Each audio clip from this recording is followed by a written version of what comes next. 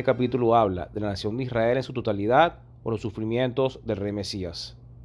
El primer tratado que se va a tocar en esta serie es la Cábala, específicamente el libro de Zohar. El Zohar es el texto principal de la Cábala judía y es una interpretación alegórica y mística de la Biblia hebrea. Veamos qué tiene que decir esta importante obra judía sobre Isaías 53 y el siervo sufriente. Es importante destacar que dentro de Zohar y en el judaísmo rabínico en general no existe un consenso sobre Isaías 53. Por ejemplo, unos judíos creían que el siervo sufriente del Señor, citando también a Isaías capítulo 52 versículo 13, sería el ángel Metatrón, según el Zohar en Beyeshev 5:42. Según el Targum Yonatán de Génesis 5:24, Enoc, cuando Dios se lo lleva al cielo, se convirtió en Metatrón, el gran Zafra. Y en el Targum Yonatán de Deuteronomio 34, versículo 6, nos dice que Metatrón, junto con otros 3 ángeles, enterraron el cuerpo de Moisés. Otra interpretación dada por los judíos en el Zohar de este siervo sufriente la encontramos en el tratado de Ki Teitzei 1781, donde dice que es Moisés. Y otra interpretación, antes de entrar en materia mesiánica, se encuentra en el Zohar en Baerá 17:150, donde dice que este siervo sufriente es la nación de Israel. Como dije al principio del video, no existe un consenso dentro del judaísmo sobre la identidad de este siervo sufriente. Y decir que el capítulo de Isaías 53 no es mesiánico simplemente para intentar refutar al cristianismo es una falacia, como veremos a continuación. En el tratado de Mishpatim 9:399 está escrito: Elías se ha demorado arriba en el cielo, donde está confinado como una prisión, y no desciende a vosotros, hablando de Israel, porque hubiera bajado con riquezas para ti. Pero él está confinado arriba y no desciende, porque la pobreza es en realidad una redención para Israel. Por eso el Mesías se dice, hasta que llegue como un pobre, como dice el verso, y por su llaga fuimos nosotros curados. En Vayaquel 24:335, cuando le cuentan al Mesías sobre el dolor de Israel en el exilio y de los malvados entre ellos que no quieren saber de su maestro, el Mesías levanta su voz para clamar por los impíos entre ellos, como está escrito: mas él herido fue por nuestras rebeliones, molido por nuestros pecados, el castigo de nuestra paz fue sobre él, y por su llaga fuimos nosotros curados. En Vayaquel 24:336 está escrito que en el jardín del Edén hay un templo llamado el templo de los enfermos.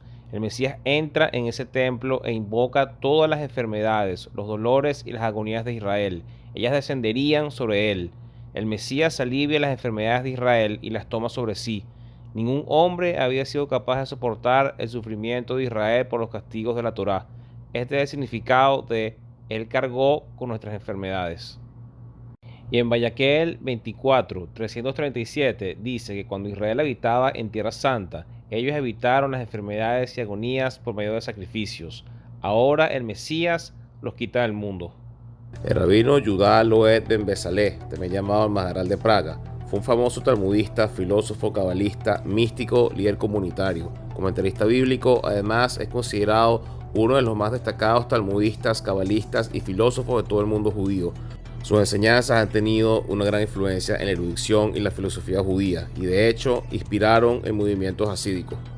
¿Qué tienen que decir este importante rabino sobre Isaías 53?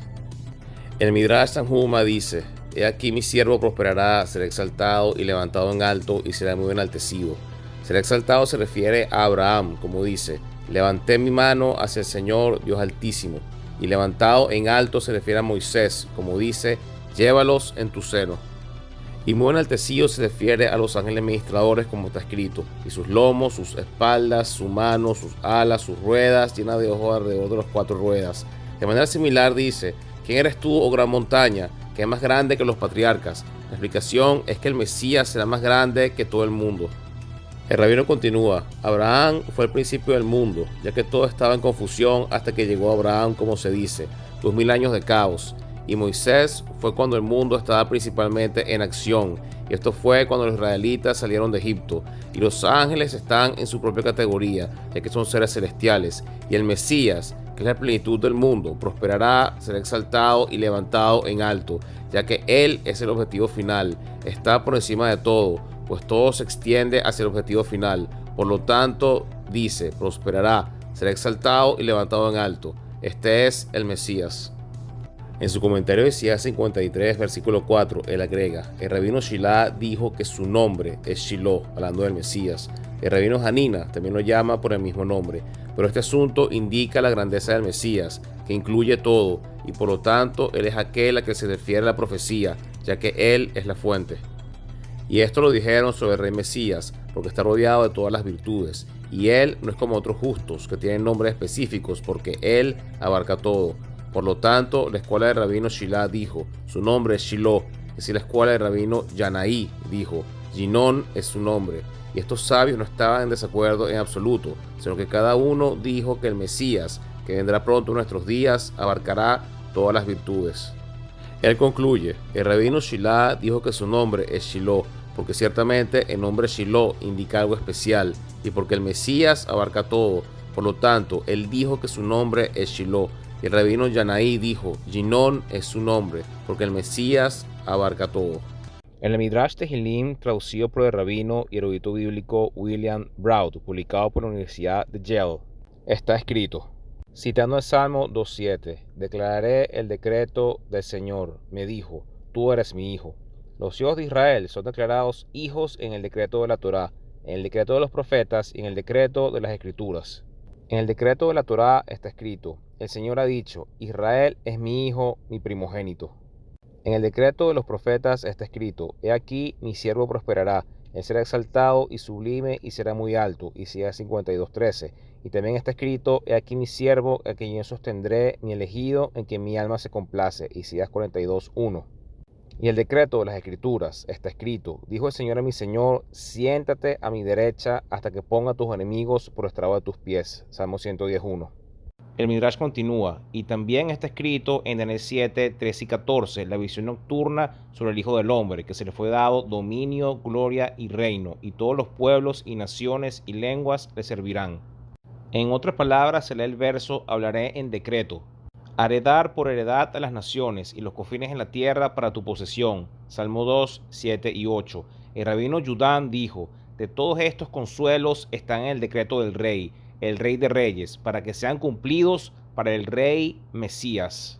Y aquí observamos en el Midrash que tanto el Salmo número 2, Éxodo 4:22, Isaías 52:13, que habla del siervo del Señor, Isaías 42:1, el Salmo 110:1 y Daniel 7, 13 y 14 serían un cumplimiento en el rey Mesías. Por otro lado, como ya he dicho en videos anteriores, no existe un consenso en el judaísmo sobre la identidad de este siervo sufriente. Un ejemplo de esto lo encontramos en el comentarista respetado Rashi. En el comentario bíblico de Rashi en el libro de Isaías, en el capítulo 52 y 53, él comenta que el siervo sufriente del Señor es la nación de Israel. Sin embargo, cuando estudiamos el Talmud, que es la ley oral judía, Rashi comenta algo completamente diferente a lo que él comentó en Isaías 52 y 53. Es decir, él asegura que este siervo sufriente es el Mesías. En el Tratado del Talmud, el 98a, que habla de la venida del Mesías, está escrito que el rabino Yehoshua ben Leví le dijo a Elías, ¿cuándo vendrá el Mesías? Elías le dijo, ve a preguntarle. El rabino Yeshua preguntó, ¿dónde está sentado? Elías le dijo, a la entrada de la ciudad de Roma. El rabino le pregunta a Elías, ¿y cuál es el signo de identificación por medio del cual puedo reconocerlo? Elías le responde, el Mesías se sienta entre los pobres que sufren de enfermedades, y todos ellos desatarán sus vendas y las atarán todas a la vez, pero el Mesías desata una venda y ata una a la vez. Él dice, tal vez será necesario para servir a la realización de la redención. Por lo tanto, nunca ataré más de una venda para no demorarme. Rashi comenta sobre este verso en Sanedrín 98a, a su amado el rey Mesías. Al principio le aparece a mi Señor, no es la entrada literal de la ciudad, sino que es el jardín del Edén que corresponde al mundo entero. Y le dice que de ese lado del jardín del Edén, que corresponde a la entrada de la ciudad, está designado al Mesías. El texto continúa, los que padecen enfermedades y los que están afligidos, y él mismo también está afligido, como está escrito, Isaías 53:4. Ciertamente, él llevó nuestras enfermedades y también él llevó nuestras penas. El primer problema que se enfrentan los que interpretan que este siervo sufriente es la nación de Israel lo encontramos en el Talmud de Jerusalén en el Tratado de Shekalim 5.1. Citando a Isaías 53:12, Rabí Jonás dice que el siervo sufriente es Rabí Akiva, quien organizó la interpretación de las escrituras, la práctica y la homilética. Sin embargo, otros afirman que este siervo se refiere a los hombres de la gran asamblea que organizaron los principios y detalles. En el Targum de Babilonia, en el Tratado de Beracot 5a, nos dice que este siervo sufriente son aquellas personas que quieren servir a Dios. Citando a Isaías 53, versículo 10, el texto dice que este versículo ilustra que en quien Dios se deleita, aflige con enfermedad. Ya observamos en estas dos interpretaciones, una en el Talmud de Jerusalén y otra en el Talmud de Babilonia, que el siervo sufriente no es la nación de Israel. Y en el Tratado del Sanedrín, en 98b, citando Isaías 53:4, nos encontramos que este siervo sufriente era el rey Mesías. El texto dice: a propósito de Mesías, la Gemara pregunta, ¿cuál es su nombre? Los rabinos de la casa de Jehudá Hanasí dijeron que su nombre era el leproso, como está dicho. Ciertamente nuestras enfermedades él soportó y nuestros dolores, por lo tuvimos por herido de Dios y abatido, citando Isaías 53, versículo 4. Y otra interpretación que da el Talmud de Babilonia está en el Tratado de Sotá 14a, que nos dice que este siervo sufriente era Moisés, ya que según el Talmud, Moisés desnudó su alma hasta la muerte, es decir, se entregó a sí mismo a la muerte en nombre del pueblo judío, como está dicho. Pero ahora, si perdona su pecado, y si no, bórrame, te ruego, de tu libro que has escrito, citando Éxodo 32:32. El Targum es la traducción aramea de la Biblia hebrea y fue una fuente doctrinal muy importante para los judíos, especialmente en la época del Segundo Templo. El Targum Yonatán es la traducción aramea oficial de los profetas, y su autor es Jonatán ben Uziel, uno de los alumnos más brillantes del rabino Hillel. En el Talmud, en el Tratado de Megillá 3a, nos narra la historia del Targum Yonatán de los profetas. Cuenta que cuando Jonatán ben Uziel estaba traduciendo el Targum, una voz divina surgió y dijo: ¿quién está revelando mis secretos a la humanidad? Ben Uziel se levantó y dijo que él era el que estaba revelando estos secretos a la humanidad.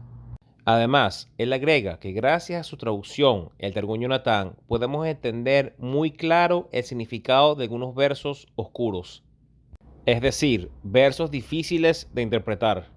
Y esta traducción era tan importante que en el Talmud en Megillá 3a, en el verso 6, dice que él quería revelar mediante el Targum el significado interno de la escritura, pero la voz celestial se adelantó y le dijo: basta. ¿Cuál fue la razón? Porque en él se anunciaría la fecha de la llegada del Mesías. Entendiendo pues la importancia de esta traducción aramea de la Biblia hebrea, veamos qué tiene que decir el Targum Yonatán sobre el siervo sufriente de Isaías 53. Ya desde el capítulo 42 del Targum Yonatán de Isaías nos dice que el siervo del Señor era el Mesías. Isaías 42:1 está escrito: he aquí mi siervo, el Mesías, a quien traigo, mi elegido, en quien se deleita. En cuanto a mi palabra, pondré sobre él mi Espíritu Santo. Él revelará mi juicio a las naciones. En el capítulo 43, verso 10. Vosotros sois mis testigos, dice el Señor, y mi siervo, el Mesías, en quien está mi delicia, para que sepáis y creáis en mí, y entendáis que yo soy el que era desde el principio. Sí, siglos tras siglos son míos, y fuera de mí no hay Dios. Y en el capítulo anterior del siervo sufriente, el capítulo 52, en el verso 13, ya nos dice que este siervo era el Mesías. He aquí mi siervo, el Mesías, prosperará, será exaltado y ensalzado, y será muy fuerte. Luego en el capítulo 53, verso 4, refiriéndose a este siervo que es el Mesías, dice: por lo tanto, orará por nuestros pecados y nuestras iniquidades por su causa nos serán perdonadas, porque somos tenidos por quebrantados, heridos del Señor y afligidos. Él edificará la casa del santuario, que ha sido profanada a causa de nuestros pecados. Fue entregado a causa de nuestras iniquidades, y por su doctrina la paz se multiplicará sobre nosotros, y por la enseñanza de sus palabras nos serán perdonados nuestros pecados. Verso 6. Todos nosotros fuimos esparcidos como ovejas, cada cual se apartó por su camino. Agradó al Señor perdonar los pecados de todos nosotros por su causa.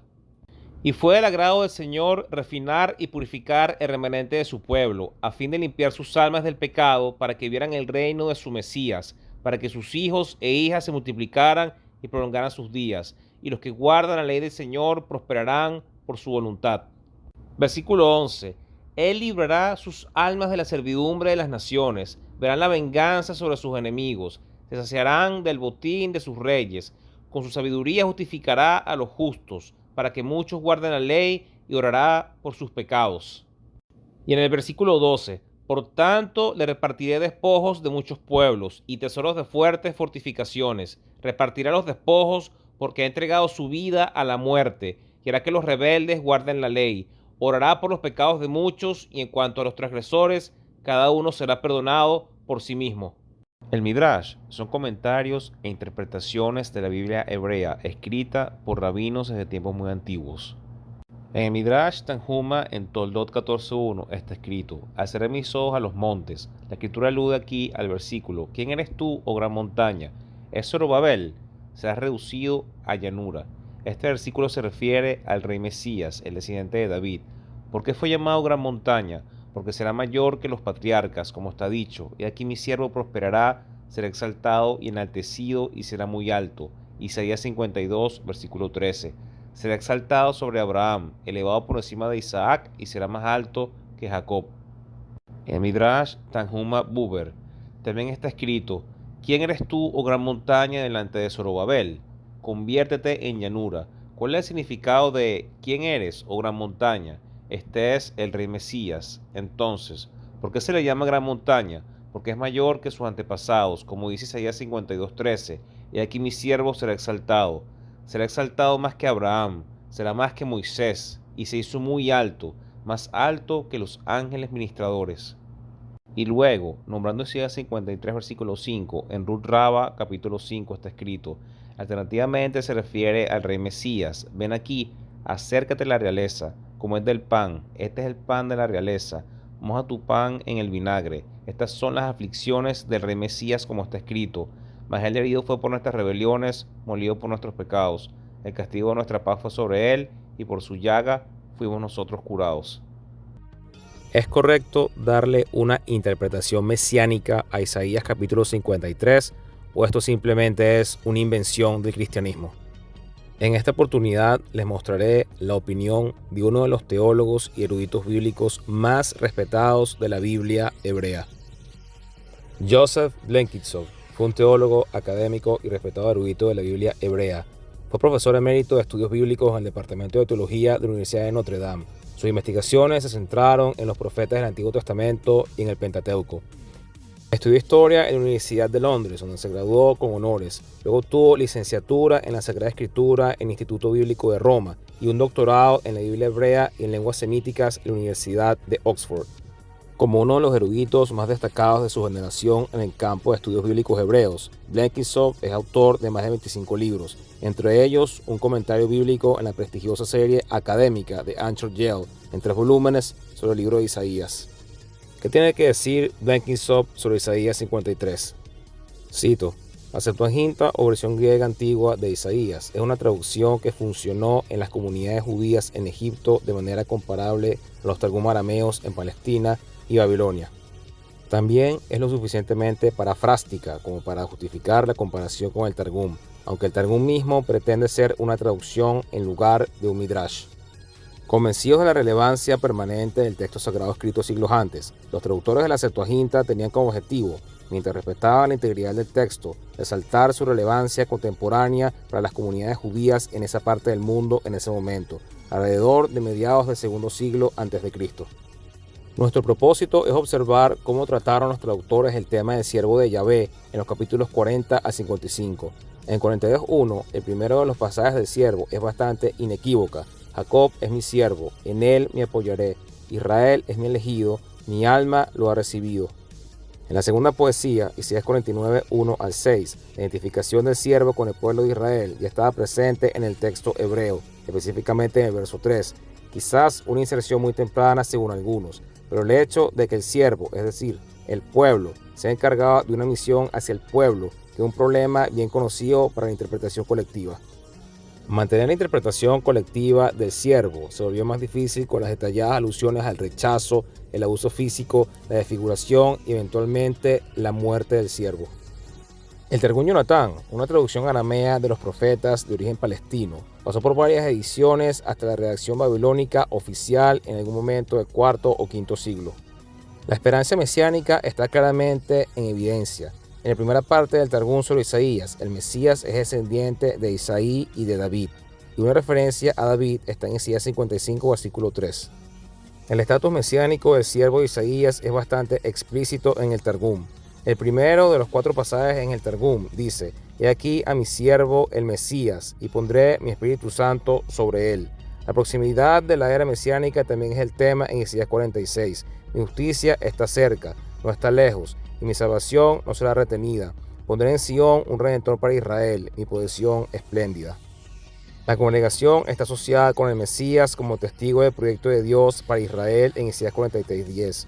«Ustedes son testigos ante mí y mi siervo, el Mesías, en que estoy bien complacido».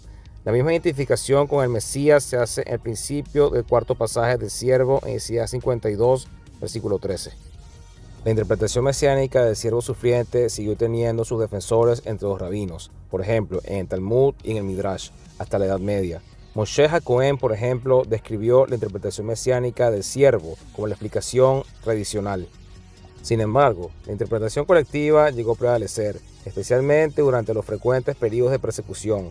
Rashi interpretó Isaías 54 como prueba de que los sufrimientos de Israel expiaron los pecados de las naciones gentiles.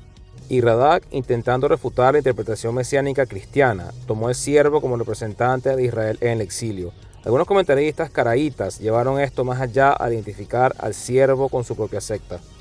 Después de argumentar contra la opinión cristiana y refutar la identificación de Saadia Gaon del siervo con Jeremías, Abraham ibn Ezra expuso detalladamente la opinión representada por Rashi, pero luego concluyó que dado que la sección del libro que comienza con el capítulo 40 es un todo, el siervo aquí y en todo el libro es el autor, es decir, el profeta Isaías. Blenkinson concluye: algunos eruditos han afirmado encontrar en textos del Mar Muerto referencias a un Mesías sufriente basado en Isaías 53, que identifican con Menahem el Esenio.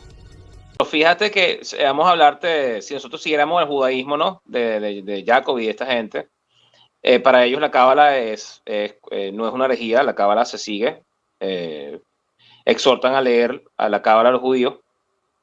Él dice, la afirma que Isaías 53 es Israel. Isaías 53 es Israel, dice él, es Israel. Sí, pero la cábala dice que Isaías 53 es Moisés. Entonces, ¿qué pasó con Jacob? ¿Qué pasó ahí? Está en Moisés, Jacob dice que es Israel. Entonces ya ahí tenemos una contradicción entre dos fuentes judías.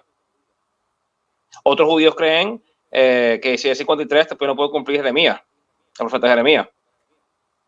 Otros judíos creen que Isaías 53 es el Mesías. Como te digo, no hay consenso. Entonces yo me paro y hago un video, Isaías 53 es el Mesías, es Israel. Ahí, entonces, ¿qué pasó con los cabalistas? O sea, no hay un consenso. Es mejor decir, bueno, yo creo, porque hay rabinos que sí dicen que Isaías 53 es Israel, yo creo, bueno, que yo me voy por la corriente de los rabinos que dicen, que afirman que Isaías 53 es Israel, perfecto. Pero también hay rabinos que creen que es el Mesías. Maimónides dice que es el Mesías. Entonces, el Talmud también dice que Isaías 53 es el Mesías. Varios comentaristas importantes dicen que, entonces, bueno, hay judíos que sí creen que es el Mesías. ¿Por qué no dicen eso? No lo van a decir. Si no, es Israel, ya. Maimónides, él creía que el siervo sufriente de Isaías 53 era el Mesías. Obviamente, nunca dijo que era Jesucristo. Eso es obvio. Pero es curioso que Maimónides, en su Mishneh Torah al final, él escribe de Cristo, de Jesús, disculpa, Jesús Nazaret, y escribe de Mohammed, de Mahoma. Y es impresionante porque dice que prácticamente Jesús, en su manera, y Mahoma, como pavimentan el camino para cuando se muestre el verdadero Mesías, hijo de David. Como que es la necesidad en Jesús y en Mohammed o Mahoma de que la gente quiera un salvador, un líder.